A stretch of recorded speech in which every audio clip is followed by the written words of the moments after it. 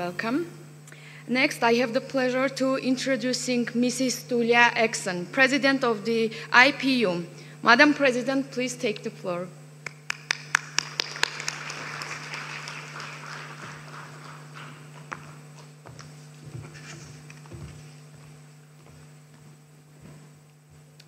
Mr. Prime Minister of the Republic of Armenia, Mr. President of the National Assembly of Armenia, Mr. Secretary General of the IPU, and of course we are all looking forward to receiving the President of the IPU Board of Forum of Young Parliamentarians, who, as we have been informed, will be joining us in the course of the day.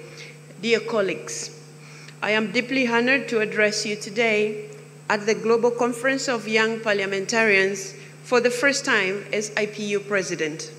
It is a pleasure to be welcomed so graciously in this beautiful city of Yerevan, where ancient history and modern aspirations intertwine. It is only fitting that we are marking the 10 years anniversary of this important conference in one of the world's oldest nations, which also boasts the world's highest proportion of young parliamentarians. Mr. Speaker, Mr. Prime Minister, congratulations. I wish to extend my sincere thanks to the National Assembly of Armenia for providing such an outstanding setting for this conference. Armenia is not only leading by example on youth empowerment, but also on its hospitality and its commitment to fostering dialogue among nations. Mr. Speaker, we thank you for your hospitality, and we have all been very well received and well taken care of. Thank you so much. Over the years, Global Conference of Young Parliamentarians has become a unique platform for young parliamentarians to make one particular message heard loud and clear: that there is no democracy without inclusion, and there is no inclusion without the participation of young men and women. I am so pleased to now be a part of this conference. Today, as we gather in this esteemed hall, we find ourselves at a moment that demands our full attention, our collective wisdom, and our unwavering resolve. The world is beset by conflicts that threaten to undo decades of hard-won progress in education, employment, and equality. On every continent, young people continue to endure most profound hardships, whether it is in Africa, where young people are taking to the streets to demand a better standard of living, or in Asia, where only last month a government was toppled. Especially in these tumultuous times, the voice and needs of young people must not be ignored. As leaders and parliamentarians, it is our duty to ensure that no generation is overlooked. Over the next 2 days, we will discuss the importance of education and employment. As a former lecturer and an educator, this topic is very close to my heart. Let me be clear. Education and employment are not mere privileges. They are fundamental rights and cornerstone of stable and prosperous societies. They empower individuals to contribute meaningfully to their communities, to innovate, and to lead. In times of crisis, they become even more critical, providing the resilience needed to prevent society from descending into chaos.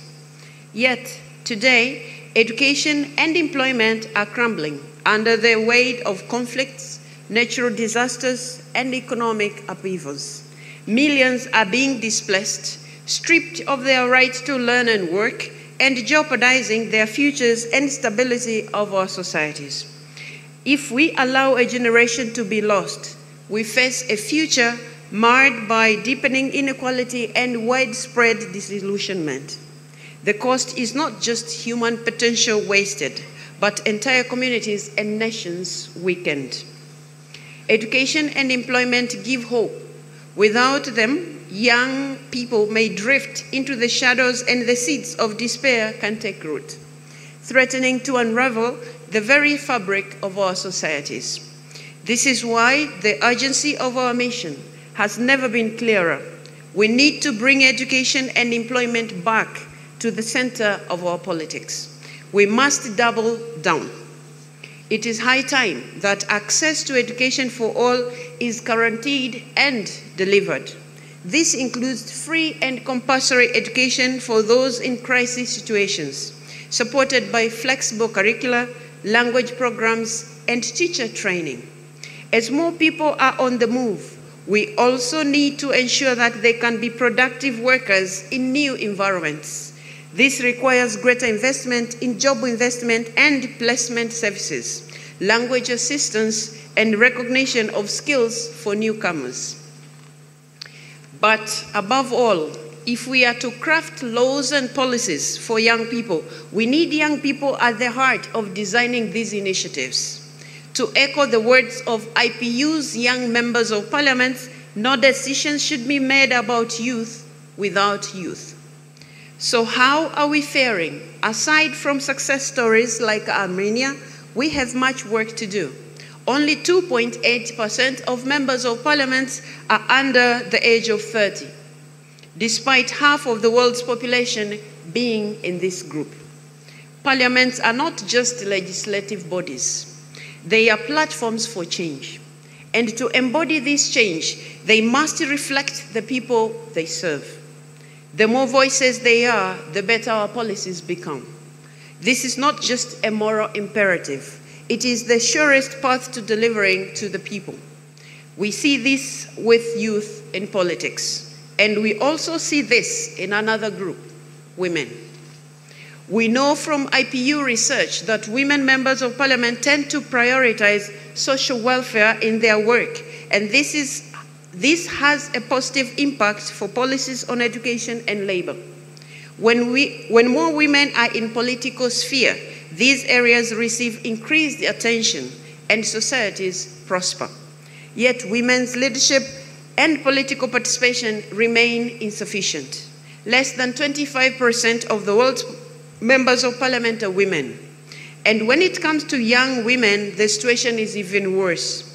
Only 1.4% of members of parliament are women under 30.